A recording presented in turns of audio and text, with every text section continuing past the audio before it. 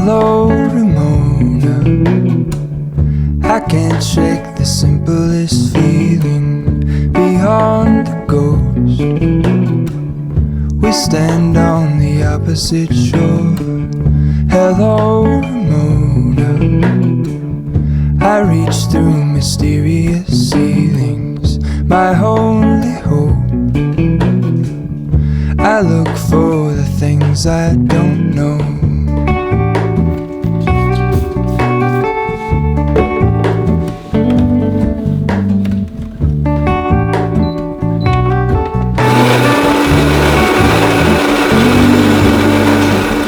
For all in this, I stand alone. Show me where the ending goes. Honestly don't. I should be the last to know. We're all in this, I stand alone. Show me where the ending goes. Good morning. The video, the previous video that you probably saw before this, I just uploaded the video, and I was looking at the thumbnail because I don't tend to take separate thumbnails. What I do is, like, when I edit the video and I go through it, I kind of like scroll through the video and I just take a screenshot on my computer and I use that as thumbnail. But this one, I kind of got embarrassed because the topic of the video is aspects of us we keep stashed away, something like that. And it's more or less of a vlog slash topic style video. It just, it happened in that moment that I decided to change the course and to discuss something that was on my mind in that particular moment. But because the title of that video is aspects of ourselves that we keep stashed away, and I saw the thumbnail, the screenshot that I took is when my hand was over my face. And it just reminded me of those thumbnails, you know, when people kind of go like, you know, and I got embarrassed, and I was talking to Mario and to my sister. I was like, oh, do I change it? And my sister goes to me, no, it's probably just in your head. But yeah, I guess I'm one of those now. So you have, you know, the thumbnail that, oh, don't worry about it. It's just something that's, you know, now you get like a little glimpse of what goes through my mind. I was taking a photo of the painting, of the elephant painting now this morning, because as it happened, it got sold, and it was not my intention to sell it, because I go through this kind of love-hate relationship of selling my paintings.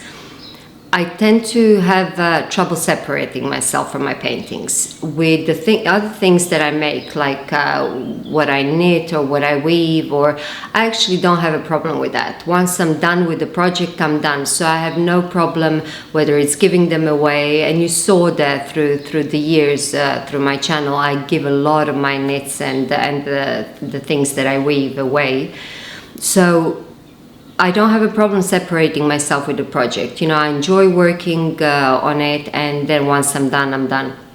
However, with my paintings, it's a different kind of relationship. So I go through these stages where I have my paintings on online galleries and I have them for sale.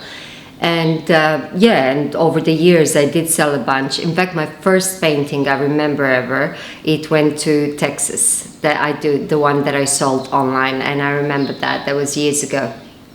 So, you know, I have those periods where I have them online and I have them for sale, and then something clicks and I just remove everything and I don't have any for sale, and it's been like this for a couple of years now. So the elephant painting, it was never really meant to be on sale, but a lady contacted me and she really wanted it, so I sold it to her. And I think it's a good exercise for me to start learning how to separate myself a bit from my paintings. But I did take photos of it in order if I want to start making prints. It's something that I was thinking about for a while now, for a couple of years now, and I tried this print-on-demand service, and I wasn't very happy with the quality. So then I started researching about getting my own printers, but that's another ball game on its own. It's like, that's, you know, then it's not just the printer, it's testing papers, then getting packaging, because I would need to get those tubes and all that. So it's something that I'm looking into, but I'm not proceeding with anything yet. However, I did want to take a photo of the elephant in case I decide later on to make prints.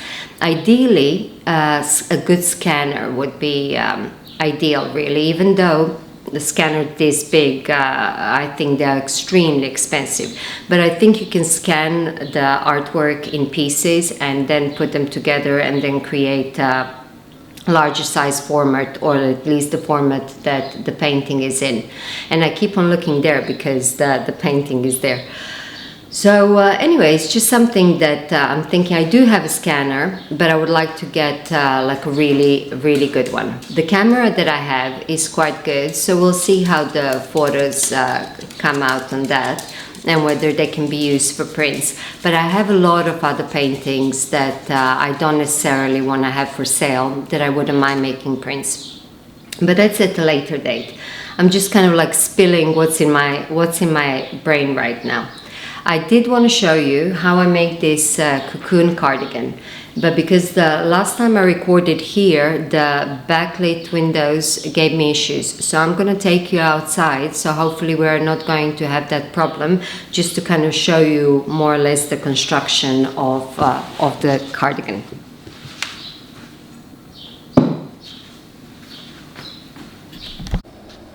So this is something I made a couple of years ago, and I'm sure you would be able to find patterns that actually give you instructions exactly how to make something similar. But I saw this construction on Pinterest, not really in the actual garments, but more like a schematic. And this construction can be made in sewing or knitting, and I think even with woven products as well. So I'll show you again how it looks. Sorry for the hair. The black yarn just attracts everything. I'll show you one more time how it looks. It can be worn, there is no one side that is right, up or down. It's just the same. So I don't have to look which way I'm wearing it. So this is how it looks. And I'm going to show you now on the paper how I made it. Let me go back a bit to see how. Now, next time I make it, if I make it, I think I'm going to make it a bit bigger so it closes more easy. This way it does close, but I think I would need to have something to hold it. Right now it's perfect for what I needed, for this kind of like a little extra layer for this time of the year. However, today it's really hot. It's 27 degrees. I don't know what, that's not normal for this time of the year. So I don't know if it's if the summer came and skipped the spring, or is it just a heat wave and it's going to cool down just a tiny bit. But so far in the evening this has been perfect. So let me show you how I made this. Now the colored part that you see, I made that in hand spun yarn, and the stitch that I used is brioche. Now it can be made, I think, in any kind of stitch. I just knitted a flat rectangle in brioche stitch, but I guess you could do garter, seed stitch, stockinette if you want. I don't know, I just sorry, the car was passing. I just did it in a brioche stitch, and the construction is like this. So imagine that rectangle that I did is this paper. So I knitted a rectangle like that, in this case brioche stitch, but as I said, you could try any other stitch. And then once I had that rectangle, I bound everything off. I folded it like this, and those became the sleeves. So let me come closer. So these sides here, they became the sleeves. So what I did is here, on this part here, I kind of sewed it together, and I left this part, this little opening where the sleeves are going to come. So the rectangle was folded like this. This part here was seamed from here until, and I left a little opening. And that's what created that shape. Then what I did, I picked up in the round here, the little opening, and I just knitted those small sleeves. I think I did them in ribbing, but the sleeves kind of came just from here up to here. And I did that in ribbing, and I think I used drop snored. What I did is that the breer stitch, my handspan was a bit thicker, and I was using 4mm needles. And then for the sleeves, I used drop snored, and I used 3mm needles for what I remember. Then, because I did that a couple of years ago. So after I did the sleeves here, then I picked up all around this area, all around, and I knitted this much of ribbing.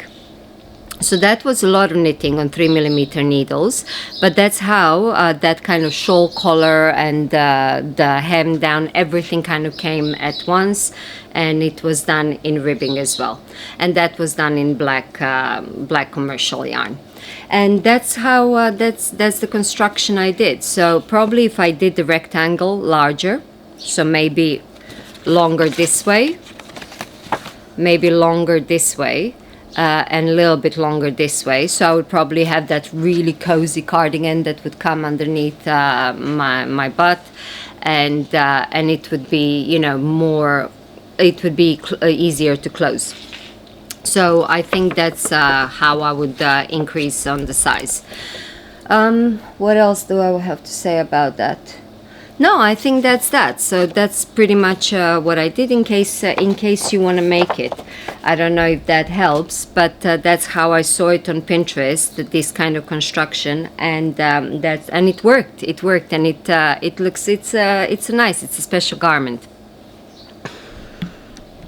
Swallows are definitely making a nest, because look at all this mess that is on my table. I'm going to have to clean this so they don't damage the table, and after I clean it, I'm going to put some something on top, some kind of cloth, because this soil is all stuck on the table now. It's not difficult to remove, but it's all stuck on the table, on the wooden table. So yeah, they're definitely making a nest. And here are some of the mosaic samples that I made, since, well, these ones you've seen, but I did soak them now, and these are new ones, and these are drying now. Actually, I put them last night to dry. They're dry pretty much. I told you it's been hot.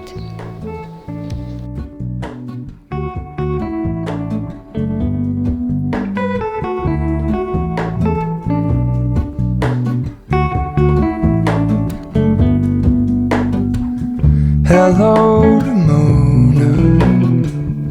I mistook you for a dream.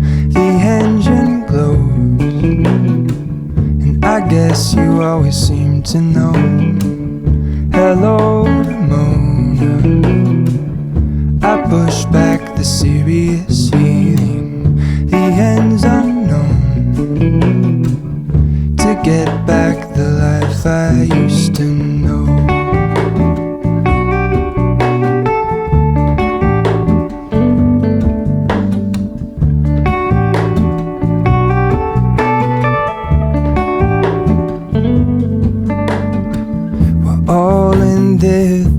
I stand alone.